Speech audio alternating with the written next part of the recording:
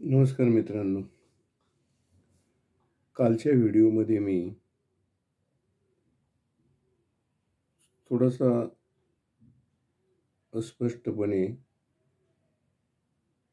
राम कदमांचा उल्लेख केला होता. 256 चित्रपटाला, मराठी चित्रपटांना त्यांनी संगीत दिलं होतं. आणि त्यांच्या सानिध्यामध्ये मी आणि माझे मित्र निघोल सर कसे आले याचा इतिहास मी थोडक्यात आपणाला सांगणार आहे. 90च्या दशकामध्ये मी ससन राहत होतो. त्या ठिकाणी जय महाराष्ट्र मित्रमंडळ नावाचं एक मंडळ होतं. ससन जे सरपंच होते त्यांचं ते मंडळ होतं. त्यांच्या मंडळामध्ये त्या मंडळाचे अध्यक्ष जमादार म्हणून मुस्लिम होते. त्यांची माझी मैत्री होती. आणि एक दिवशी हे जमादार साहेब माझ्या खोलीवर आले आणि मला म्हटले, आमच्या गणपतीचं डेकोरेशन करायचं. दत्तोबा ससाने यांचं ते मंडळ होतं. ते सरपंच होते. नंतर मग त्या ठिकाणी जाऊन त्यांचं स्टेज पाहिलं. भव्य स्टेज होतं. आणि त्या ठिकाणी त्या गणपतीचं डेकोरेशन करायचं काम आम्हाला मिळालं.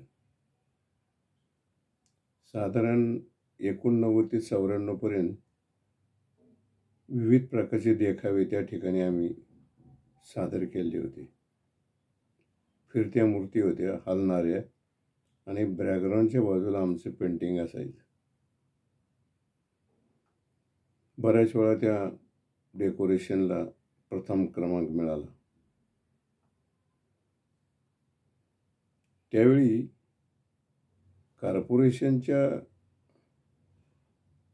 जे डेकोरेशनची गुणवत्ता पाहायला येणारे जे लोक होते त्या लोकांनी 2-3 वर्षे ते मंडळामध्ये जो पहिला नंबर येतो आणि सुंदर चित्र कोण काढतात म्हणून एक दिवशी तिथले मंडळाचे सदस्य होते नारायण दर्शिले यांना विचारले की कोण आहे चित्रकार. ते म्हणले ह्या गल्लीमध्ये राहतात.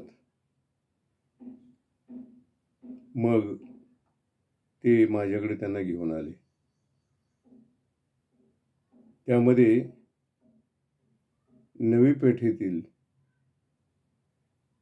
पेठेमध्ये राहणारे दिलीप गालिंदे आणि तानाजी गोरे हे शिवसेनेचे कट्टर सैनिक होते. तानाजी गोरे ही व्यक्ती प्रचंड ऊर्जा भरलेली व्यक्ती आहे. आणि विशेष म्हणजे आमच्या देऊगावचे ते जावई आहेत.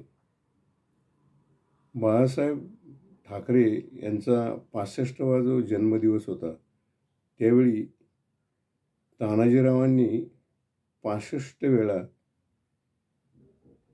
ती पर्वतीचा ज्या पायऱ्या आहेत ते चढायचा आणि उतरायचा पराक्रम केला होता. त्यावेळी त्या काळात संपूर्ण वर्तमानपत्राने त्यांची दखल घेतली होती.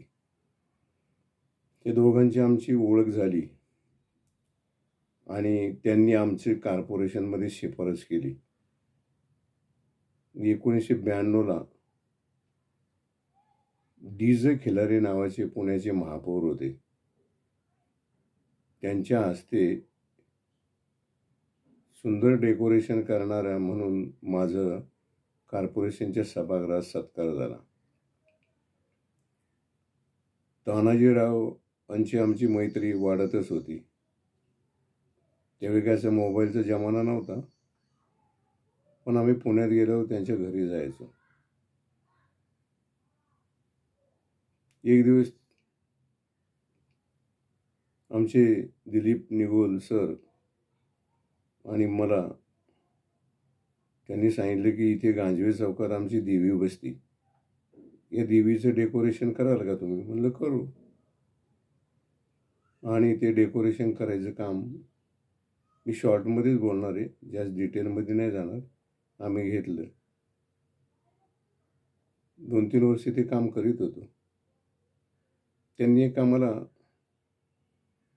स्टोव दिला होता. एक पातेलं असायचं, साखर, चहा तिथे ठेवलेलं असायचं. रात्री 2ला आम्ही चहा करायचो.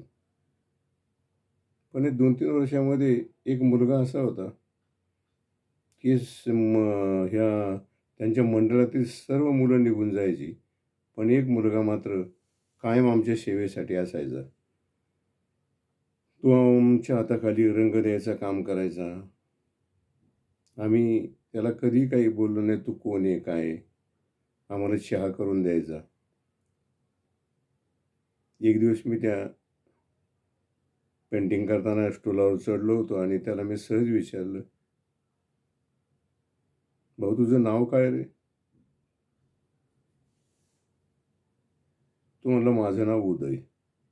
वडिलांचं नाव संगीतकार राम कदम. संगीतकार राम कदम म्हणल्यावर मी स्टूलवरनं खाली उतरलो. 69च्या दरम्यान आमच्या देहूमध्ये बेल भंडारा नावाचं नाटक आलं होतं. अरुण सरनाईक, प्रभाकर मुजुमदार, वसंत शिंदे असे अनेक मान्यवर अभिनेते त्या नाटकामध्ये होते. त्यावेळी राम कदमांना मी लांबून पाहिलं होतं. मग तू काय करतो? लग्न झालं का तुझं? म्हणजे हो, मला 2 मुलं आहेत. तू काय करतो? तर इथे जे हायस्कूल आहे त्या हायस्कूलच्या समोर माझी अंडी बुर्जीची गाडी असते. मग मात्र मी फारच अवाक झालो. एवढ्या मोठ्या महान संगीतकाराचा मुलगा अंडी बुर्जीची गाडी चालवतो, त्याचं मला फार वाईट वाटलं. मनाने तो भोळा होता. सकाळी उठून आम्हाला आमच्या ड्युटीवर जायचं होतं. मी शाळेत शिक्षक होतो आणि आमचे निगोल सर साने गुरुजीमध्ये लेखनिक होते. तरी पण त्याला सांगितलं, संध्याकाळी आम्ही 4 वाजता येतो, तुझ्या वडिलांची आम्हाला भेट घालून दे. त्यांनी ती गोष्ट तानाजीरावांना सांगितली. आम्ही लवकरच आलो होतो. नवी पेठीमध्ये एक शिंदे नावाची व्यक्ती आहे, त्यांच्या माडीवर अजूनही ते कुटुंब राहते. त्याला एक असा लोखंडी गोल गोल जिना होता. जिना चढून गेल्या उजव्या हाताला बाथरूम होतं. समोर 2 दरवाजे होते. पहिल्या दरवाज्यामध्ये किचन होता आणि दुसऱ्या दरवाज्यामध्ये संगीतकार राम कदम, त्यांच्या पत्नीचं निधन झाल्यामुळं ते एकटेच तिथं बसायचे. पहिल्यांदाच त्यांची आमची भेट झाली. त्यांनी आम्हाला विचारलं कुठले काय. सिगारेट ओढायचा त्यांना थोडा नाद होता. ते सिगारेटबद्दलही मी त्यांना बऱ्याच वेळा बोललो, दादा थोडी सिगारेट कमी करा. आता दादांची आमची पहिलीच ओळख होती. दादांनी आम्हाला मधल्या दरवाज्यातून आत नेलं आणि एक मोठा हॉल होता. संपूर्ण हॉल ते काळ्या रंगाच्या बावल्या असतात ना, चित्रपटामध्ये बक्षीस देतात, संपूर्ण भरलेला होता. सुगंधी कट्टा, पिंजरा, काय त्या चित्रपटाची नावं आता मला काय आठवत नाही. आणि मध्ये एक ब्लॅक अँड व्हाईट आपल्या पत्नीचा मोठा फोटो त्या ठिकाणी लावलेला होता. सगळं बघून आम्ही अवाक झालो. बाहेर पडताना दरवाजाच्या वर एक त्यांचं एक पावडर स्केच केलेलं होतं. मी विचारलं, हे चित्र तुम्हाला कोणी दिलं करून? इतकं सुंदर होतं, इतकं सुंदर व प्रतिम चित्र होतं. आणि मला एक सवय आहे, मी जरी चित्रकार असलो ना तर चांगल्या चित्राला मला दाद द्यायची सवय आहे. म्हणजे दादा हे चित्र कोणी काढलं? ते म्हणले, प्रसिद्ध सिनेस्टार चंद्रकांत मांढरे यांनी हे चित्र काढले. अरे बापरे, एकदमच आम्ही त्याच्या खाली ती लाईटली सही होती, ती काही लक्षात नाही आली आमच्या. आणि आतल्या हॉलमध्ये आलो, ते त्यांच्या ठिकाणी बसलो. आम्ही जमिनीवरच बसलो, कारण खुर्ची ठेवायला तिथे काही जागा नव्हती, लहानच हॉल होता. पण बाजूला एक मोठी हार्मोनियम होती. राम कदम आम्हाला म्हणाले, बाळांनो, महाराष्ट्रात सगळा इतिहास संगीताचा या माझ्या हार्मोनियमनी घडवला आहे. मी कुणाला या हार्मोनियमला हात लावून देत नाही, पण हे जाधव म्हणतात मला वाजवता येते, म्हणून मी त्यांना ते हार्मोनियम वाजवायला सांगत आहे. त्या हार्मोनियमला मी नमस्कार केला आणि वाजवायला लागलो. म्हणजे निवल साहेब काय करतात? मुले ढोलकी वाजवतात. तिथे एक ढोलकी होती, ते वाजवायला लागली. म्हणजे बाळांनो, 10 वर्षापूर्वी जर तुम्ही दोघंजण मला मिळाले असते तर तुम्हाला मी संगीतकार केलं असतं.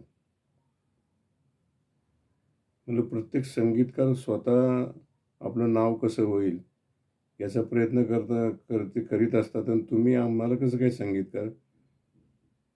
अहो, ते पिंजऱ्यामध्ये जो वाघमारी होता ना, 6 जणी, तो कॉर्पोरेशनमध्ये काम करणारा साधा माणूस होता. पण 7 समुद्रापलीकडे त्याचा आवाज मी नेला. मराठी माणसाला मदत करण्यामध्ये मला खूप आनंद वाटतो. माझे गुरुजी खान साहेब होते, मिरजेचे होते. त्यांनी मला शास्त्रीय संगीताचं शिक्षण दिलं. पहिल्या भेटीमध्ये जास्त बोललो नाही, आणि नंतर दादांचा आम्हाला लळा लागला. बऱ्याच वेळा निगोल सर नसायचे, पण मी जायचो, एकटाच जायचो. कारण हार्मोनियममध्ये मला गोडी होती.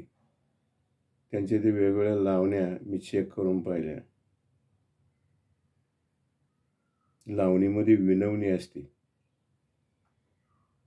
आणि हा विनवणीचा जो राग होता, दादांना विचारलं, अहो या तर लावण्या सगळ्या जोगियामध्ये आहे, जोगिया राग. मला विचारलं, याचं लक्षण काय? कोमल ऋषभ, कोमल गांधार, कोमल दैवत, कोमल रेगधनी स्वर या तुमच्या लावण्यांमध्ये दिसतात. देरे काना चोळी लुगडी याची बी कथा त्यांनी मला सांगितली. आपल्या लता मंगेशकर यांनी ते पांढरे 4मध्ये ते गीत गायलेले, ते त्यांनी सांगितलं. रामभाऊ का असं जाणं येणं आमचं व्हायला लागलं. कधी कधी रामभाऊ त्या ठिकाणी नसायचे. मग त्यांच्या सुनबाई आम्हाला म्हणायचे, ते महाराष्ट्र लॉज आहे ना डेक्कनला, तिथे खोली नंबर 4मध्ये असतात. मग आम्ही निगोल सर आणि मी तिथे जायचो. बऱ्याच वेळा गेलो, पण एकदा त्यांचं असिस्टंट होता, पी ए म्हणू आपण, विद्याधर जिंतीकर, त्यावेळी ते तिथं होते, आणि त्यांच्या गप्पा चालल्या होत्या ना, आम्ही तिथे गेलो. या म्हणजे, तुम्ही इकडे शोधित आले का आम्हाला? आम्ही इथंच असतो कायम. पहाटे उठायला लागतो. बऱ्याचशा श्रीमंताच्या मुली माझ्याकडं शिकायला येतात, माझा नातूही शिकतो, अशा बऱ्याचशा गोष्टी ते आम्हाला सांगायचे. त्यांच्या भाषेमध्ये तिकडचा कर्नाटक भास जास्त होता. कर्नाटक साईडची जी पद्धत आहे बोलण्याची, ती त्या पद्धतीने ते बोलायचे. खूप आमची मैत्री झाली. मग जाताना कधी आम्ही त्यांना लाडू, जिलेबी असं न्यायचो. बिचाऱ्याच्या घरामध्ये फोन नव्हता. संगीताचा बादशाह, पण घरामध्ये फोन नव्हता, याचं सुद्धा आम्हाला फार वाईट वाटायचं. एक दिवशी दादांना मी म्हटलं, दादा तुम्ही एक काम कराल का? काय काम आहे? म्हणजे आमचे एक मित्र आहेत म्हणलं, जे गणपतीचं डेकोरेशन आम्ही करायचो ना, त्याचे ते विश्वस्त आहेत, नारायण दर्शले. त्यांचा मुलगा आनंद दर्शले, त्याच्या हृदयामध्ये 4-5 प्रकारचे डॉक्टरांनी ऑपरेशन सांगितले. 4-5 फॉल्ट आहेत. म्हणून ते बाबा बोरकर कवी ओव्याचे, त्यांचे पुतणे त्या मिलिटरी हॉस्पिटलमध्ये सर्जन आहेत. त्यांना मी जाऊन भेटलो होतो. सर्जनसाठी त्यांच्या ऑपरेशनसाठी काही पैसे कमी पडतात, तर तुम्ही एक कार्यक्रम त्या ससाननगरला ठेवला तर बरं होईल. म्हणजे हो, तयार आहे मी, कधी बी येईल. मग त्यांनी राम कदम स्वरांची एक वाटचाल या नावाचा कार्यक्रम ससाननगरला 21 एप्रिल 1993 ठेवला होता. भरपूर लोक आले होते तिकीट काढून. 9 वाजता कार्यक्रम झाला. त्यांनी साधारण 4 मुली आणल्या होत्या. मुली म्हणजे वयस्कर होते, 34-35 वयाच्या असतील, आणि त्या सगळ्या ऑफिसरच्या स्त्रिया होत्या. आणि त्यांच्याकडून त्यांनी भरपूर लावण्या हे ते करून घेतली होती. त्या पिंजऱ्यामध्ये ज्यांनी ढोलकी वाजवली आयुष्यभर, ते पंडित विधाते, ते ढोलकीपट्टू होते. आणि 9 वाजता सुरू झालेला हा कार्यक्रम पहाटे 4 चालला होता. तर प्रत्येक लावणीला वन्स मोर असा यायचा, आणि 2-2 वेळा त्या लावण्या व्हायच्या. आम्ही त्यांना ठरलेली रक्कम दिली. संयोजकांनी त्याच्या मुली होते त्यांना पाकिटं दिली. पंडित विधाते यांनाही पाकिट दिलं. दादाला आम्ही 5,000 रुपये दिले होते. त्याच्यातले 5,000 त्यांनी त्या मुलाच्या ऑपरेशनला दिलं. विशेष म्हणजे त्या मुलाचं ऑपरेशन सक्सेस झालं. परत आम्ही नारायण दर्शल्याने आम्ही त्यांच्या नवी पेठेमध्ये गेलो होतो. त्यांना सांगितलं ऑपरेशन सक्सेस झालं. त्यांच्या डोळ्याला पाणी आलं होतं, आनंदाश्रू होते. असे ही महान कलावंत 90 ते 94 पर्यंत आम्ही त्यांच्या सानिध्यात होतो. कोणाला काय अतिशयोक्ती वाटू नये, एवढा महान संगीतकार आणि यांची कशी काय भेट झाली, त्यासाठी मी हा व्हिडिओ केला. अशा या महान संगीतकार राम कदमांना माझा साष्टांग दंडवट. अलीकडचे बरेच संगीतकार पाहतो मी, बरेच आहेत, नावं नाही मी घेत, पण ते दादांच्या कॉप्या करतात, इकडचे तिकडचे स्वर लावून त्यांचं चाललेलं असतं. श्रीनिवास खळे नावाचे जे संगीतकार होते, आणि हे राम कदम, आणखीन बरेच संगीतकार होते पूर्वीच्या काळचे. प्रभाकर जोग होते. यांच्याकडे एक स्वतंत्र बैठक होती. आणि त्यांच्या त्या स्वतंत्र चाली असायच्या. सुधीर फडके होते, हृदयनाथ मंगेशकर होते. मोठ्यांची नावं घेऊ नये, मी लहान माणूस आहे. पण त्यांच्यामध्ये त्यांचं स्वतःचं ते चित्र तयार करायचे. अलीकडे या संगीतकारांना संगीत म्हणावं का नाही, मग संगीतकार म्हणावं का काय मला शंका येते. याच्यातलं काही, त्याच्यातलं काही, त्याच्यातलं काही. जसे आम्ही चित्रकार नाही, बरीच चित्र रेफरन्सची पाहतो, त्याच्यातली रंगसंगती, याच्यातले नाक डोळे, असं करून आमचं स्वतःचं पेंटिंग बनवतो. असा काहीसा प्रकार आजच्या सर्वसामान्य माणसाला काय कळते, जमान्यामध्ये झालेला आहे. काय हरकत नाही, काळाचा महिमा आहे, ते आपण स्वीकारलंही पाहिजे. पण कलाकाराने स्वतंत्र दृष्टीचं असावं. अजूनही काही संगीतकार आहेत ना, ते स्वतंत्र बुद्धीने काम करतात. तुमचा मी काही जास्त वेळ घेत नाही. मित्रांनो, त्यांच्या जीवनातली जे जे घडलेले प्रसंग आहे, त्यांनी एक 4 पानाचं लिहिलेला इतिहास आहे, त्यांनी मला दिलेला आहे. कधी कोणी भेटायला आले माझ्याकडं आमच्या ड्रॉइंग रूममध्ये, तर त्यांना मी तो वाचायला देतो. साधा भोळा, लहान मुलासारखा सरळ मनाचा असा हा राम कदम संगीतकार होता, यात शंका नाही. पुन्हा एकदा दादांना पुन्हा या भारतीय मराठी चित्रपटसृष्टीमध्ये परत जन्माला या आणि परत तुमचं संगीत या महाराष्ट्रामध्ये परत जोरात जोमाने घुमू दे, अशी मी परमेश्वराजवळ प्रार्थना करून माझं मी निवेदन संपवतो. तर माझ्या या व्हिडिओला कृपया सबस्क्राईब करा आणि शेअर करा. इथंच मी थांबतो.